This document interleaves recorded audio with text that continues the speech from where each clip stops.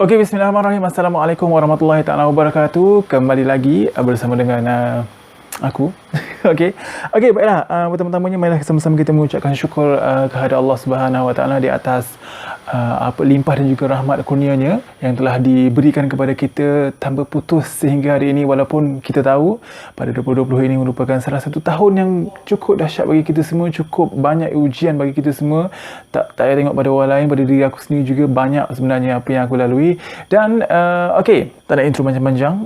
Pada hari ini 23 Disember 2020, aku disendkan satu keratan video yang mana di-upload oleh first of all aku tak kenal siapa dia ni, and then aku dah terlintas dekat newsfeed aku, katanya seorang usahawan, and then aku sebenarnya ni tidak melakukan sebarang research untuk mengatakan dia ni usahawan apa, and then to me dia adalah completely stranger lah. And then rakan aku ni hantarlah satu video kepada aku, and then beberapa quote yang rakan aku bagi tahu tu adalah, and then aku punya respon kepada apa yang dihantarnya accordingly. I just respond to him accordingly. And then sebenarnya apa yang berlaku, aku dapat lihat banyak jugalah sebenarnya kita kata quote ataupun orang kata tu kecaman-kecaman daripada orang sekeliling berkenaan dengan video tersebut.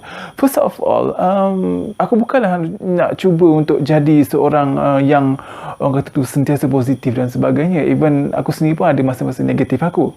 But pengalaman mengajar kita sebenarnya, dan semakin kita lalui hidup ini, semakin kita dapat lihat, orang kata tu, at least kita usahakan untuk lihat perkara-perkara yang berlaku dengan pandangan yang positif, pandangan yang orang kata tu tidak menyakitkan hati. Sebabnya kadang-kadang tu bila kita lihat sesuatu benda dengan pandangan yang negatif, dengan pandangan yang orang kata tu menyakitkan hati, dia sebenarnya membawa kesan yang buruk pada diri kita sendiri juga sebenarnya. Itu yang bagi aku, ia adalah salah satu bentuk pembaziran masa yang sia-sia, pembaziran masa yang orang kata tu terang-terangan berlaku. Dan alangkah ruginya masa yang kita boleh gunakan untuk bawa satu kebaikan kepada diri kita, kita gunakan sebagai satu masa untuk membawa keburukan secara tidak langsung kepada diri kita sendiri.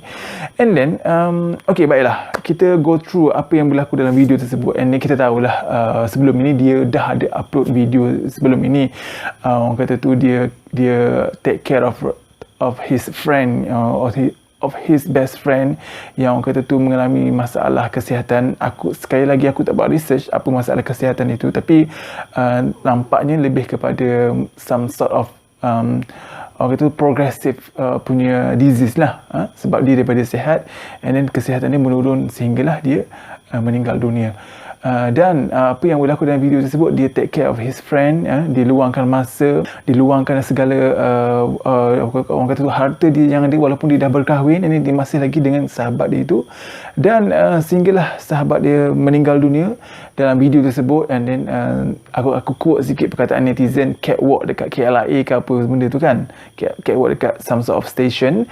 Lepas tu dia pergi ke rumah mayat, buat apa yang patutlah, and then dia jadi imam solat jenazah kepada rakannya itu, and then dia terjun ke lubang liang lahat untuk menghantar rakannya ke tempat persinggahan terakhir sebelum liang lahat itu ditutup dengan orang kata tu sepenuhnya.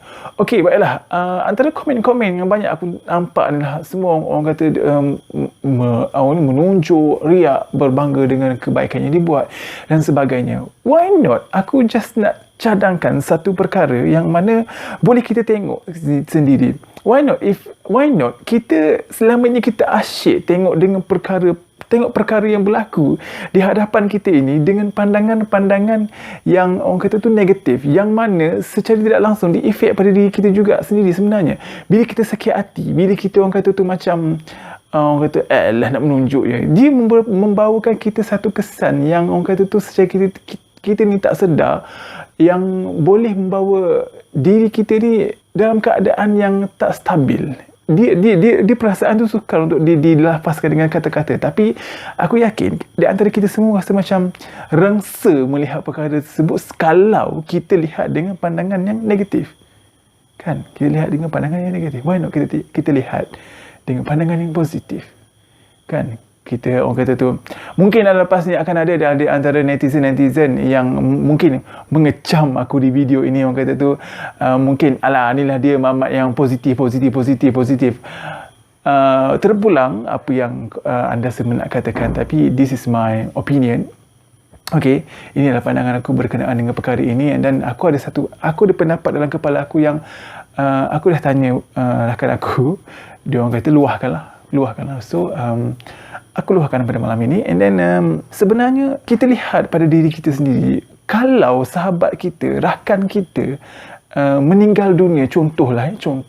Sebab aku sendiri selama hampir 30 tahun aku hidup di atas muka bumi ini, aku dah lalui banyak sangat perkara-perkara dengan rakan, dengan kawan, dengan sahabat. Aku dah banyak sangat lalui perkara-perkara yang mana yang ni mati, yang ni sakit, yang ni tinggalkan, yang ni take for granted, yang ni friend with benefit dan sebagainya. And then aku sebenarnya tak kisah. And then aku redha dengan apa yang berlaku. Sebab for me, mungkin itu cara Allah Subhanahu Wa Taala nak beri aku, orang kata tu, pahala. InsyaAllah kan? InsyaAllah. Siapa tahu itu adalah percaturan Allah Subhanahu Wa Taala.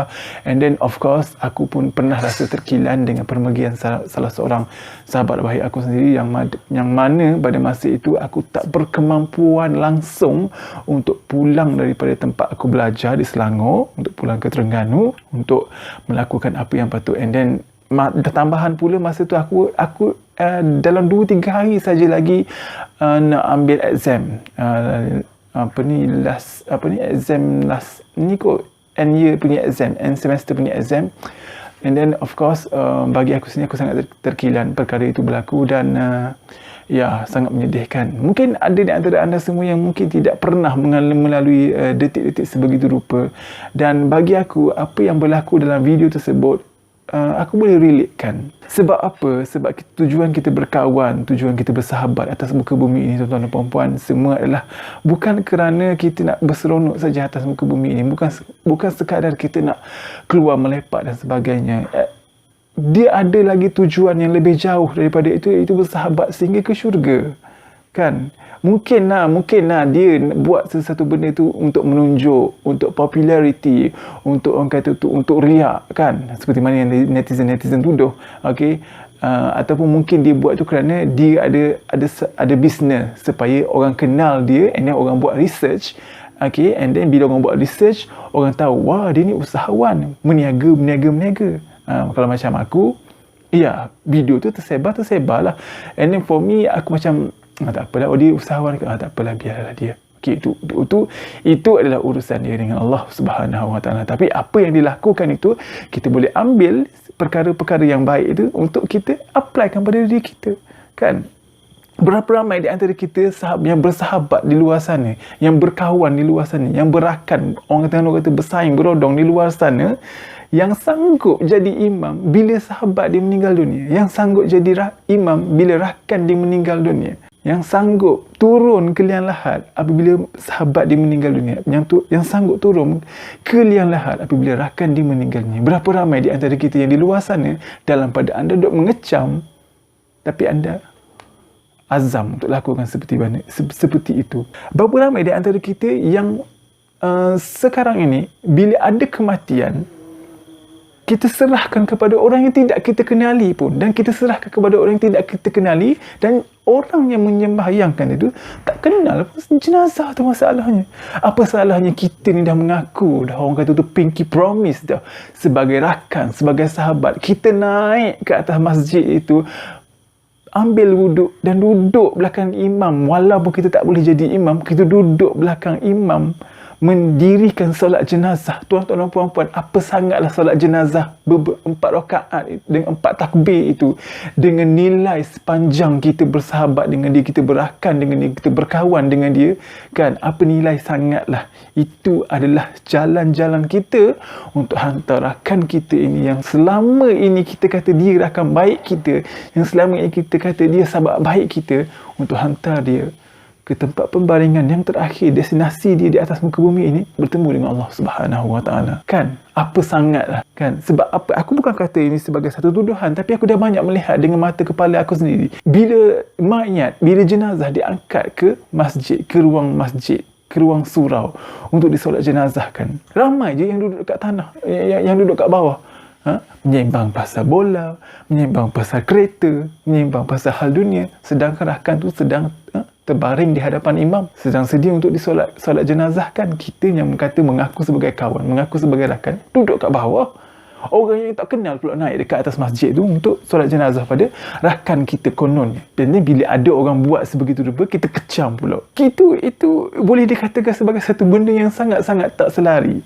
Kan? Yes, betul. Mungkin niat dia memang untuk menunjuk. Biarkan. Itu niat dia dengan Allah Subhanahu Wa Taala. Itu kerja dia dengan Allah Subhanahu Wa Taala. Siapa kita nak buat kerja Allah Subhanahu Wa Taala? Siapa kita nak buat kerja Tuhan, nak menilaikan dia? Okey, kau masuk syurga, kau masuk neraka. Okey, kau buat benda ni nak menunjuk, tak dapat pahala. Siapa kita sebenarnya, tuan-tuan dan puan-puan? Siapa kita? Kan? Benda ini mengingatkan aku kepada salah satu hadis Rasulullah sallallahu alaihi wasallam berkenaan dengan orang yang muflis di hari akhirat nanti. Dengan orang yang lebih kurang beginilah penceritaan dia dalam hadis tersebut. Salah seorang ini dibawa segala amalan-amalan di atas muka bumi ini, amalan puasa dia, amalan sembahyang dia, amalan kebaikan dia, sedekah ini dibawa ke hadapan Allah Subhanahu Wa Taala. Tiba-tiba dia tahu dia muflis. Sebab apa? Segala keburukan, segala apa yang telah diperkatakan atas muka bumi, dia mengata buruk orang ni, dia mengata buruk orang tu, dibuat benda ni kepada orang tu, dibuat benda ni kepada orang ni. Last Allah Subhanahu Wa Taala perintahkan supaya pahala-pahala yang telah dibuat itu tadi diberikan kepada orang yang diumpat, yang difitnah, yang dikatakan buruk dan sebagainya. Habis dah pahala, tak boleh nak bagi benda dah. And then ambil pula dosa orang ni yang diumpat, yang dikeji, yang dituduh, yang dikecam atas muka bumi ini tadi. Ambil dosa dia, letak kepada akaun dia. Last akaun pahala dia kosong, akaun dosa dia bertambah, dan Allah Subhanahu Wa Taala perintahkan dia supaya dicampur ke dalam api neraka. Itu adalah orang yang muflis di akhirat kelak. Mahukah kita untuk jadi orang yang muflis sebenarnya?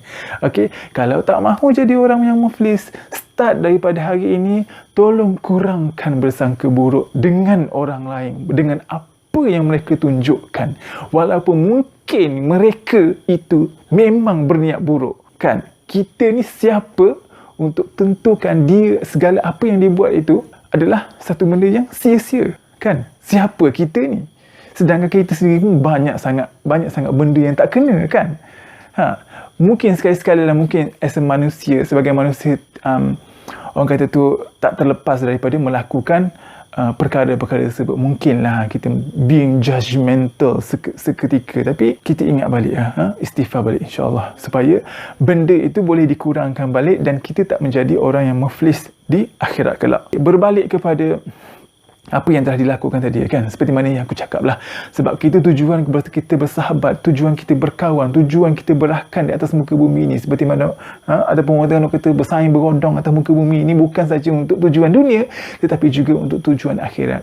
Kan, walaupun kita tak mampu nak jadi imam solat jenazah seperti mana yang ditunjukkan dalam video tersebut, at least kita naik ke atas, kita solat jenazah, kita doa, tuan-tuan dan puan-puan, kepada rakan kita sendiri yang sedang berbaring di hadapan imam itu, ataupun kita mungkin sendiri yang akan berbaring di hadapan imam tersebut, dan rakan-rakan kita yang lain boleh tolong doakan kepada kita, tuan-tuan dan puan-puan. Kan? And then kalau pun kita tak boleh turun ke liang lahat, jangan kita kecam orang yang turun dan buat sesuatu kepada sahabat itu. Walaupun kita tak boleh turun ke liang lahat, kita duduk dekat kubur tersebut, teman rakan kita. Kita nak hantar rakan kita ni ke, orang kata tu, ke negeri abadi, ke negara abadi, ke sebuah tempat yang tiada penghujungnya, iaitu akhirnya alam kematian. Kita nak hantar dia ke tempat yang, orang kata tu, persinggahan terakhir, orang kata ni, kan. Kita lagi kan berpisah atas muka bumi ni, lagi kan kita rasa sedih.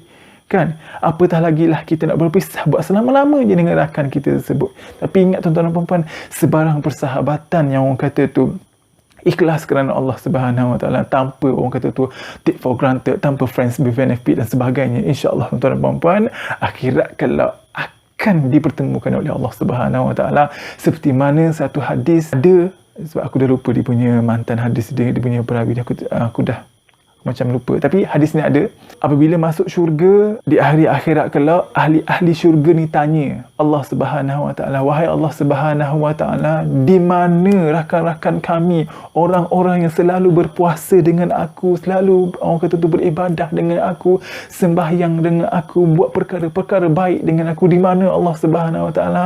Allah Subhanahu Wa Taala jawab, mereka berada di dalam neraka. And then ahli-ahli syurga ini kata dia, wahai Allah Subhanahu Wa Taala, izinkan kami untuk bawa mereka bersama masuk syurga bersama kami. Lalu Allah Subhanahu Wa Taala perintahkan kepada ahli syurga ini tadi, wahai ahli syurga sekalian, pergilah ke neraka dan tariklah mereka yang menjadi rakan baik kepada kamu semua, yang mempunyai sebiji besar zarah iman sekalipun, untuk kamu bawa ke syurga. Dan lalu mereka tarik sahabat mereka tarik rakan mereka daripada neraka, masuk syurga bersama-sama dengan mereka.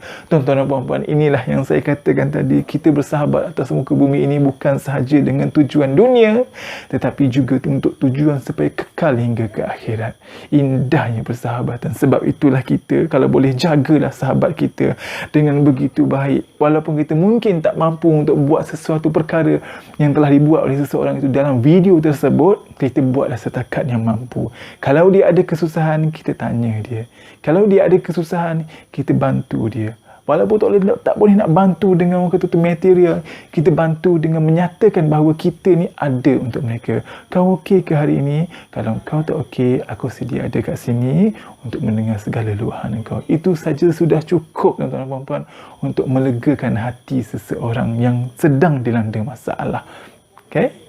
And then kalau tak boleh tolong dari segi material, kita tolong dari segi doa seorang Muslim kepada orang Muslim yang lain tanpa diketahui olehnya adalah salah satu doa yang sangat mujarab, tuan-tuan dan puan-puan. Okey, oleh itu sekarang ini, pada hari ini, bermula pada hari ini, untuk tahun 2021 ini, cuba ubah diri kita. Jangan kita suka sangat lihat sesuatu perkara yang berlaku dengan pandangan negatif. Kita cuba selitkan sedikit sebanyak perkara-perkara positif yang dapat kita lihat dalam sesuatu benda yang berlaku. Kita tengoklah dalam dunia ini banyak sangat perkara-perkara yang berlaku yang boleh kita ambil dari segi sudut positifnya. Pasangan yang berkahwin 20 tahun dah, tetapi tidak dikurniakan anak walau seorang sekalipun. Mungkin sebabnya Allah Subhanahu Wa Taala tahu kalau ada anak dia tak mampu nak jaga. Sebab itu 20 tahun dia berkahwin, dia tak dapat anak. Tahun ke-21 dia dapat anak. Okey, dia dapat anak seorang. Jangan dia berdengki dengan orang yang ada anak ramai. Sebabnya Allah Subhanahu Wa Taala tahu kalau dia ada anak yang ramai, dia mungkin tak mampu nak jaga. Okey?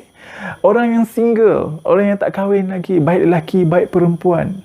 Okey? Jangan kita tengok dengan kebahagiaan orang-orang yang telah berkahwin. Kita lihat pada diri kita sendiri. Mungkin Allah Subhanahu Wa Taala kata, mu duk puas lagi, mu enjoy lah puas-puas hidup single ini. Mu carilah keberkatan dengan mak ayah kamu sendiri. Okey?